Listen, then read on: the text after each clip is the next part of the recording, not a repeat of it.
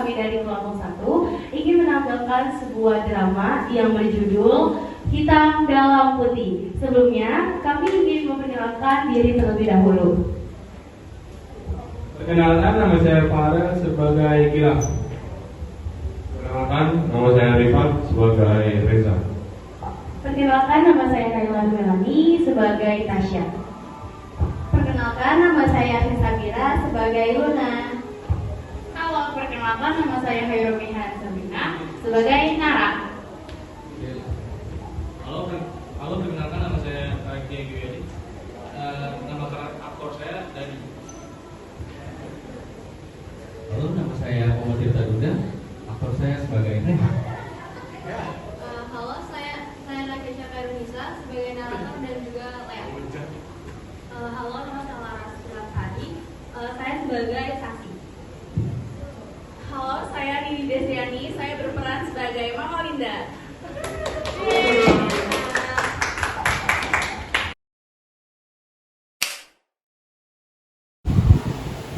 Di sekolah yang seharusnya menjadi tempat menuntut ilmu, Reza, siswa terkenal yang dengan kehabisan dan bakatnya menyimpan sisi lain dan dari dirinya yang jauh dari bagaimana sekolah melihatnya. Mengubah dinamika sekolah secara misterius setelah teman kecilnya memberikan sesuatu yang berharga untuk dimiliki bersama. Keberadaan sesuatu berharga itu membawa misteri dan sisi lain kepada kehidupan Reza, membawa dampak yang tak terduga pada sekolah dan hubungan dengan teman kecilnya. Apakah misteri itu akan terpecahkan? Dapatkah sesuatu yang berharga itu memberi dampak baik atau dampak buruk? Pada suatu pagi yang cerah terdengar suara melengking dari seorang perempuan yang sedang memarahi anaknya. Suara itu diselingi dengan suara buku-buku yang sedang dilayangkan ke anaknya. Pagi, Mas. Kamu udah lihat nilai kamu kemarin belum? Kamu tahu nggak nilai kamu berapa? Enggak. Nilai kamu tuh turun dari semester kemarin. Kamu ini kerjanya emang main mulu. Gak pernah mau dengerin apa kata mama. Kamu tahu nggak, teman mama anaknya Bu Yuli mau masuk FKUI, kamu masuk mana? Kamu udah kelas berapa sekarang? Dengar nggak? Mama gak mau lihat rapat kamu kayak gini lagi. Iya, Mas. Maafin Reza. Jadi janji nggak akan mengulangi lagi. Sudah hal yang sangat biasa bagi Reza setiap pagi diomeli oleh sang ibu yang kerap menuntut ekspektasi yang memuakkan. Jadi cukup wajar bila Reza pergi dari rumah dengan terburu-buru. Woi, Ga. Woi, Apa kabar lo? baik. Kamu lu gimana? Baik juga. Lo mau ikut gak? Ke Mana tempat tuh? gua? Ada, tempatnya bagus banget. Keren banget. Gue mesti main sama gua, mesti belajar terus. Yah, sayang banget. Padahal kalau lo ikut ke tempat ini nih, lo bakal ngerasain yang namanya tempat paling keren yang pernah lo lihat. Mana sih, Jak? Ada Gua lah. penasaran nih. Lo ikut aja, coba izin dulu sama nyokap lo deh, boleh gak? Ya udah deh, ntar gue izin. Ntar ambil kerja kelompok. Keren juga bohong lo. Yoi dong. Istirahat sekolah pun berbunyi.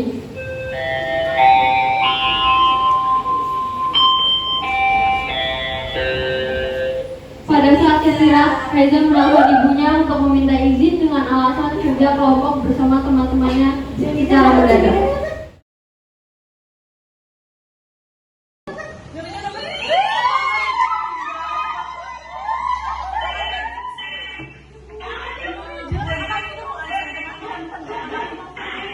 Korea apa sih? Singapura aja. Kenapa aja?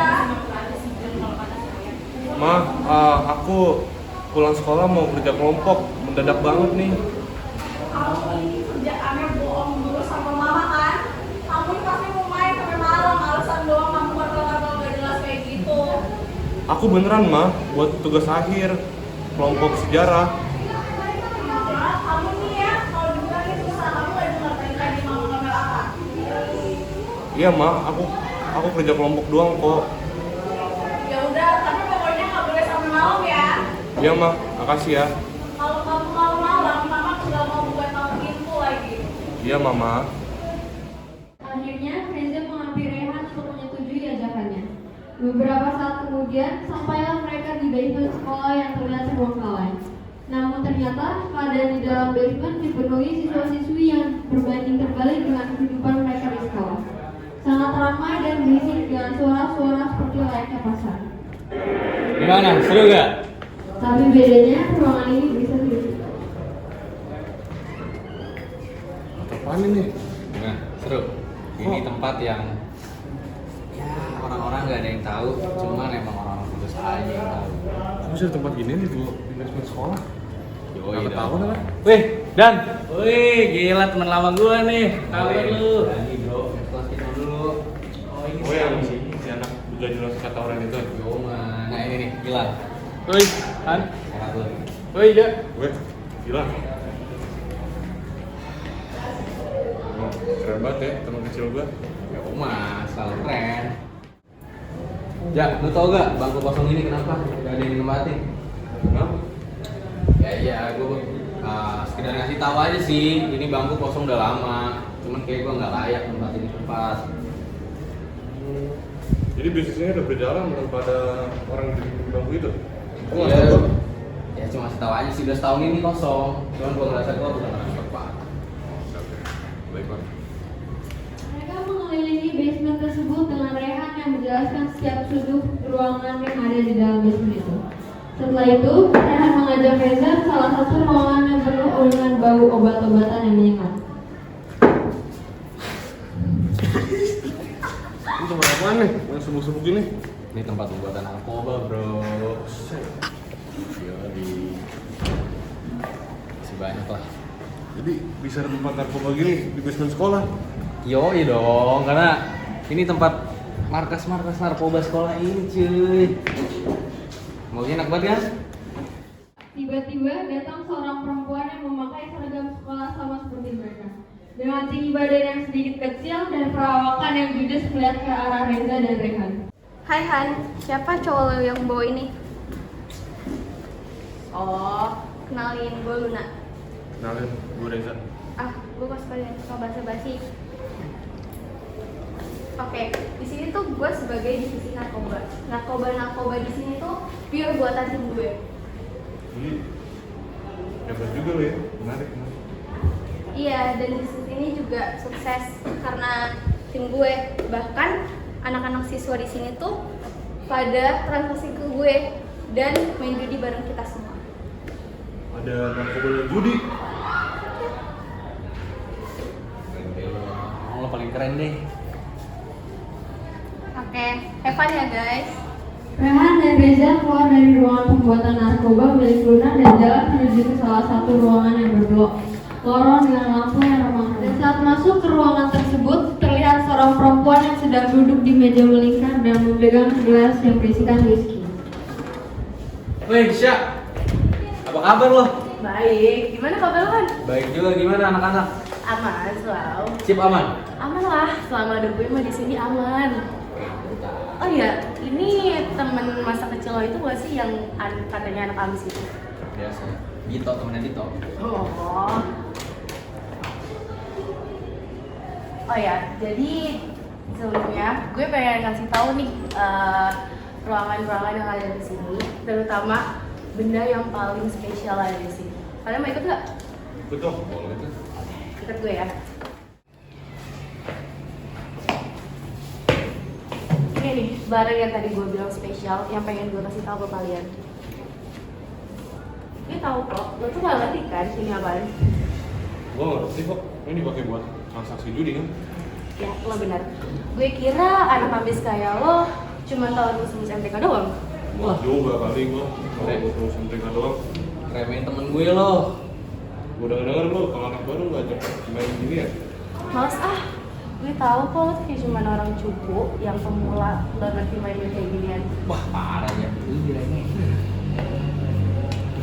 Udah, tapi gue sini, gelap banget. Dan listrik nggak boleh. Gak nyesel gue ngajak lo kesini. Gue mau explore lagi nih. Gue bakal nge-explore lo. Cuman niatnya hari ini gue bakal nanti lo jadi ketua. Gila, ya bener aja lo. Tapi ya gak apa-apa sih, gue bakal bilang Dani buat nyiapin semuanya. Let's go. Pada saat itu juga, Tasya menonton Dani untuk menyiapkan pesta pelantikan. Pesta pelantikan pun dimulai dengan sangat meriah.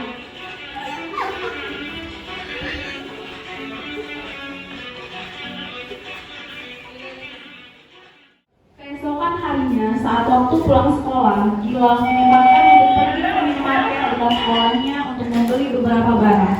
Ia berjalan dengan lesu, dengan sedikit menggerutu dan tampak tidak semangat menuju rak barang. Capek banget gue sama bisnis gak jelas. Gue udah ngasih semua dari gue gak dapet apa-apa. Saat Gilang berkata dengan kecil, tidak sengaja Lea mendengar itu semua saat menyusun barang. Dan Gilang berjalan untuk membayar ke kasir. Ah, bener mbak. Iya, bentar. Ini aja. Mas yang sekolah di sekolah sana ya? Iya ini lihat bajunya. Enggak, saya sama anak-anak sana. Kenapa juga? Emang ada apa? Di sana nggak ada apa-apa. Nggak ada apa-apa, tapi menurut saya aneh anak. Mas juga gitu gayanya. Yaudah, bayar aja ya. Semuanya jadi 32.000. Tunggu, mau coklat gak? Ah, usah. Udah deh, 32.000 ya mas. Gilang segera membayar belanjaannya, lalu keluar dari minimarket. Setelah Gilang membayar belanjaannya, lalu ia keluar dari minimarket dan tidak sengaja menabrak seorang siswi dengan seragam yang sama dengannya. Tetapi Gilang membiarkan siswi itu terjatuh dan tidak membantu ataupun mengucapkan permintaan maaf pada siswi tersebut. Lalu siswi itu berdiri kembali dan berjalan masuk ke dalam minimarket. Selamat datang di minimarket. Siswi tersebut berjalan ke arah rak barang-barang yang bersamaan dengan Lea, melanjutkan merapikan snack rak. Di waktu yang sama, Lea memberikan sesuatu ke tangan Sasi, kemudian ia meninggalkan Sasi yang masih memilih-milih barang. Sasi tidak sengaja menjatuhkan barang-barang yang ada di rak dan dibantu oleh siswi lainnya yang melihat itu.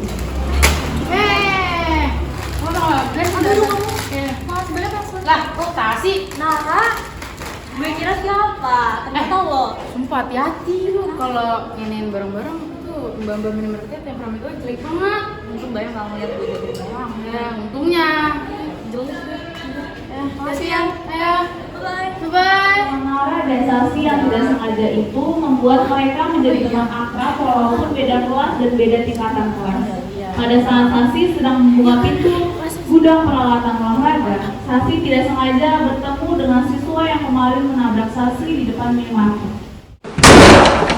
Siapa saja? Tunggu deh, lo yang kemarin nabrak gue di depan minimarket itu ya? Iya. Oh jadi lu? Ya udah deh, maafin gua nggak mau lihat. Ih, santai aja. Lo salah satu anggota bisnis sebelah dunia. Kayaknya kelihatan seru deh bisnisnya. Seru, lu bilang seru.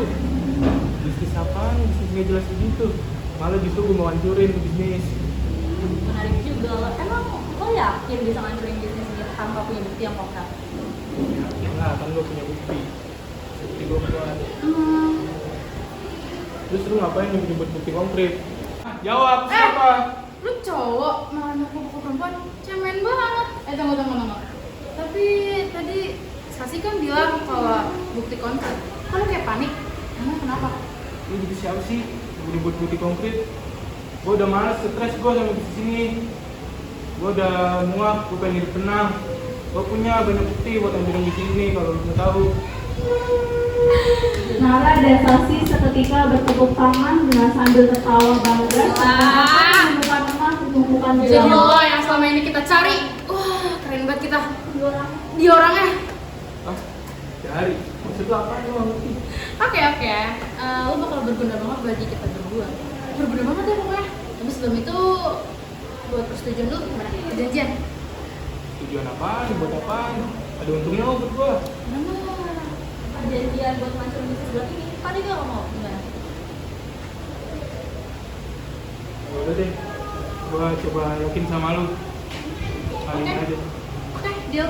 Ya, untuk perjanjian ini bisa dibilang lo harus bisa bilang ini buat lo. Dan lo harus jalanin misi ini dengan rapi dan bersih. Gak boleh ada yang ketahuan sama sekali. Gimana?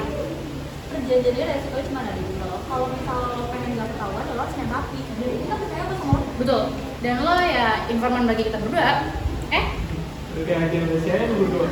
Ya udah deh, gue setuju sama lu. Oke, sebelum itu perjanjian dulu. Tanda tangan di sini. Ya udah. Pegangin dong. Pegangin. Dong. Iya, pegangin. Oke. Deal? Deal. Deal ya? Oke. Thank you ya. Mereka saling berjabat tangan dan Gilang pun menandatangani surat perjanjian itu. Setelah Gilang dan Nara saksi melakukan perjanjian di gunung Bangga, melancarkan aksinya sebagai informan dengan sangat rapi, bahkan memberitahu informasi tentang bisnis gelap itu dengan cara Gilang membelikan saksi roti diam-diam dengan di bawah bungkus rotinya ada kertas kecil yang menempel. Roti siapa ini? Dua ambil aja. Lalu terkadang Gilang pun akan pura-pura salah masuk kelas yang padahal itu kelas Nara dan duduk di bangku milik Nara dengan sambil menaruh informasi di kolong meja Nara.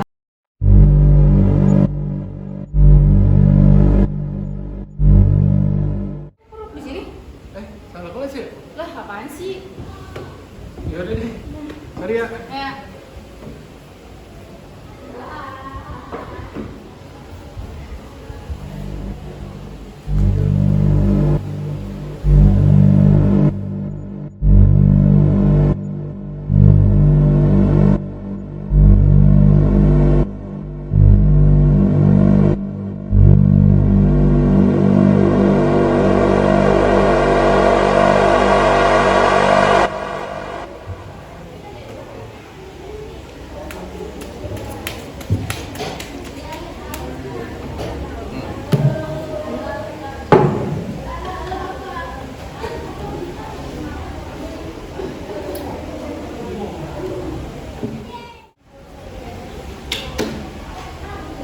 Sial. Makan tuh kalah. Sialan. Ah, sialan. Kalah mulu gue yang bener aja. Rugi dong. Beberapa saat sebelum di tempat penukaran chip, ada judi siswi yang ingin bermain judi dan bertanya-tanya perihal permainan judi. Ini sih Kak. Iya, beli chip tuh boleh. Satu chipnya 50.000 ya. Dan kayaknya lo beli 50. Dan kayaknya lo beli 20 aja deh. Soalnya kayaknya gue baru pertama kali lihat lo pemula ya. Ya bisa dibilang gitu ya. Tapi 50 deh. 50 chip. Oke, duduk. Oke. Nih. Sebelum lo dapetin chipnya, lo harus tanda tanganin surat perjanjian kalau lo udah ngelakuin transaksi. Dibaca dulu ya. Dan juga sih sih. Iyalah. Enggak. Oke. Ini tanda bukti kalau lo udah setuju kan? Oke. Terus bentar. Gue mau ngambil. Oke. Ada yang main juga gitu. Nih, chip yang lo udah beli. Ini bener nih 50 nih. Bener lah. Kalau nggak yakin ya hitung aja nih. Oh iya, mantap. Makasih ya Kak. Ya, lo sekarang boleh pilih meja manapun yang lo mau. Apa deh? Oke. Makasih Kak. Oke. Setelah Nara bertransaksi menukarkan chip untuk bermain judi, Nara berjalan menghampiri salah satu meja. Di meja tersebut terdapat dua bocah laki-laki yang sedang ribut karena salah satu dari mereka kalah bermain. Kemudian Nara duduk di kursi samping dua bocah tersebut. Hai. Lo mau gue dia kalahin? Ya, gue udah salah. Kan main dulu lah.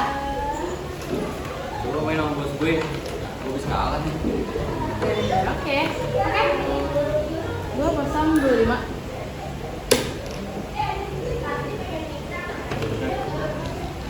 Gue pasang lo. Oke. Ini lo berdua nih. Iya. Masihin deh. Oke. Lo liatin aja sih ya. Kalau liat main. Oke. Permainan judi antara Nara dan Reza pun berlangsung dengan si Tasya yang tiba-tiba ikut menonton permainan sengit tersebut.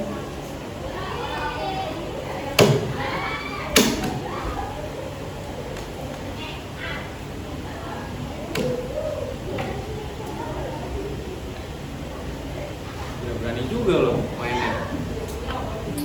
Ya. Gue udah pertama nih. Kalah. Kelihatan banget sih. Gue sobo banget sebagai pemula. Ya, main juga masih pemula ya. Udah deh, gue pasang 20 lagi. Gue pasang 25. Oke. Setelah bermain dua ronde, Reza dikalahkan oleh Nara dengan Nara yang berbohong kalau chipnya sudah habis dan Reza percaya. Akan tetapi kenyataannya chip milik Reza lah yang habis dan permainan dimenangkan oleh Nara. Hahaha, gila. Lo lihat kan potensinya? Gila keren banget loh. Bisa ngalahin bos gua. Iyalah. Udah ya? Ah, sialan. Nara, Reza, dan Rehan asik bermain judi. Ada salah satu siswi yang sedang bertransaksi narkoba ke ketua divisi narkoba. Hai Kak, gue mau beli narkoba yang lo jual. Hai, kalau cuma mau beli terus nggak bayar nggak usah datang ke gue. Ya dibayar lo kan masa enggak? Justru kan gue penasaran ini makanya mau beli. Lo jual per onsnya berapa sih? Oke, di sini gue jual dengan harga per onsnya itu 5 juta. Itu udah harga paling murah banget. Gimana? Lo tertarik kan? Lumayan juga. Kalau per 10 onsnya? Wah, gila juga loh. 10 ons. Gue jual dengan harga 50 juta aja deh. Tapi bentar, lo tuh anak pemula yang baru mau coba-coba ya? Lo tau kalau gue yang pemula? Kalau gitu gue mau beli yang 50 ons kan? Gokil juga lo. Lo beli 50 ons. Oke, di sini gue bilangin ya. Narkoba ini gak bikin lo frustasi, malah bikin lo happy. Bukan karena frustasi, karena uang lo habis main judi. Yaudah bentar ya, gue ambil dulu narkobanya. Gue tunggu ya Kak.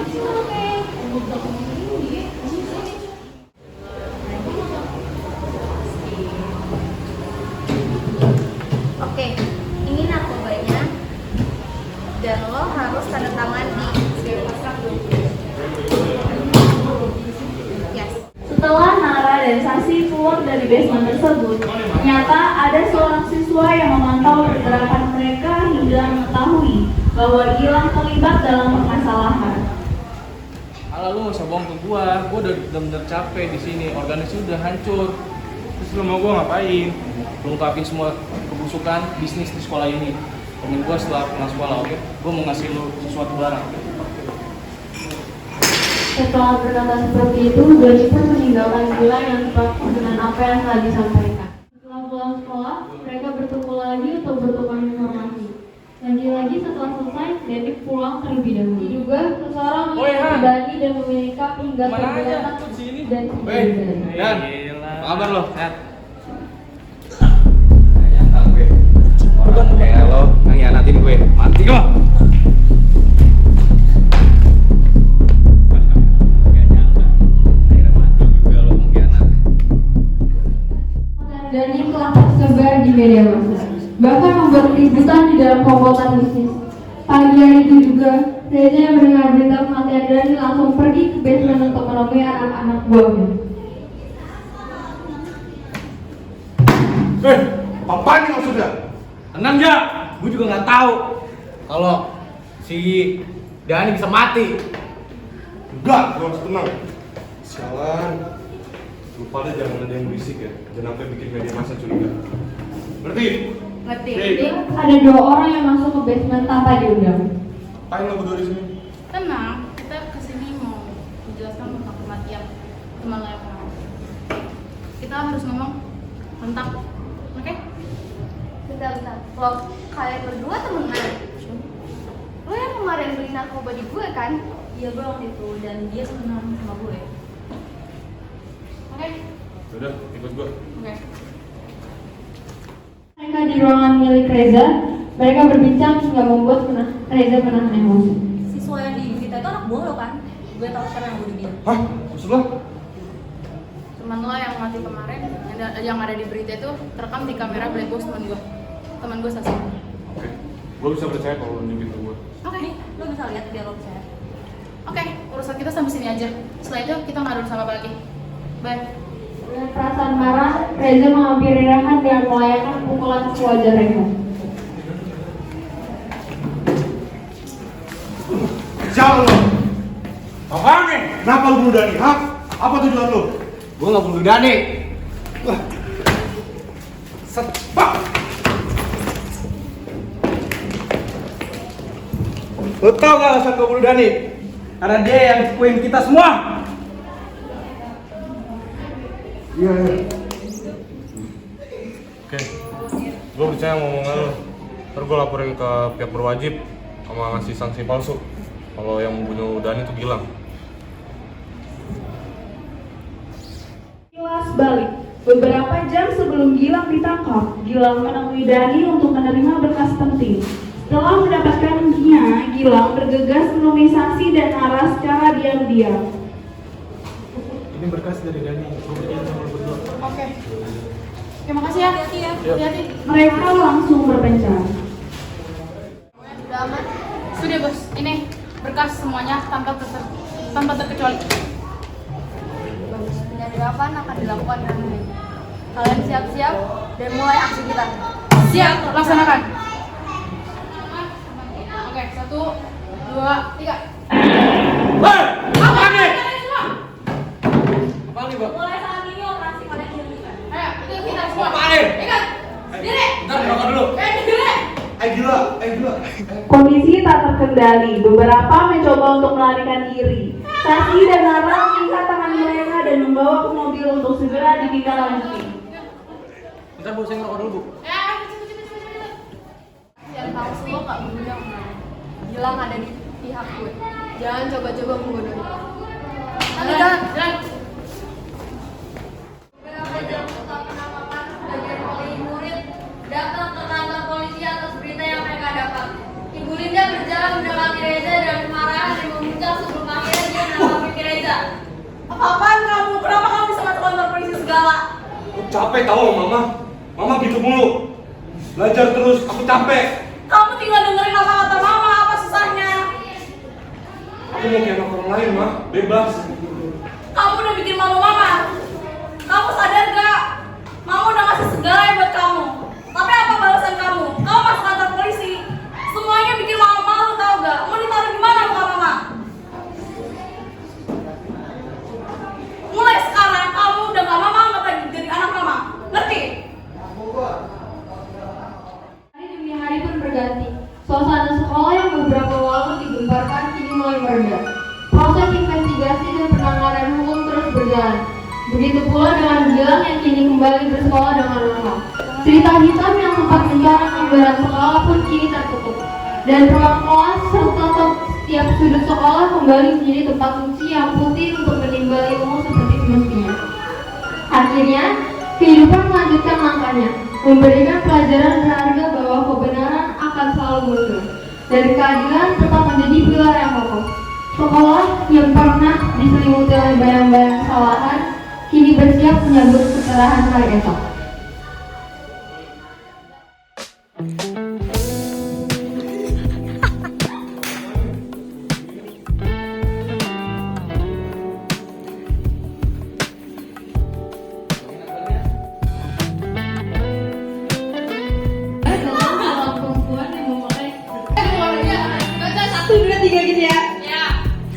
Tiba datang seorang perempuan yang memakai seragam sekolah sama seperti mereka. Dengan tinggi badan yang sedikit kecil. Assalamualaikum warahmatullahi wabarakatuh. Kami dari kelompok 1 praktik bahasa Indonesia ingin mengklarifikasi tentang drama yang kita tampilkan tadi. Nah, untuk ceritanya dan naskahnya memang saya yang membuatnya dibantu dengan teman-teman, tapi pure cerita dari saya. Dan saya ingin minta maaf kalau memang ceritanya terlalu vulgar dan tidak cocok untuk anak SMA. Dan untuk properti-propertinya juga itu nggak beneran, itu nggak real, semuanya bohongan ya, itu semuanya properti yang kita buat. Terus untuk botol-botolnya semuanya itu juga bener-bener isinya pun nggak ada, bener itu teh jus, itu teh jus. Dan untuk rokok-rokok itu permen coklat pure, itu nggak ada yang beneran, bener-bener rekayasa semuanya. Jadi mohon maaf sekali. Itu rokoknya, tapi isinya coklat, iya, enak manis. Jadi nggak ada yang beneran, semuanya kita rekayasa, semuanya untuk seperti bohongan. Tapi saya minta maaf juga kalau memang ceritanya memang bener-bener di luar inian kita ya, di luar inian ya mungkin yang nonton, jadi maaf, minta maaf.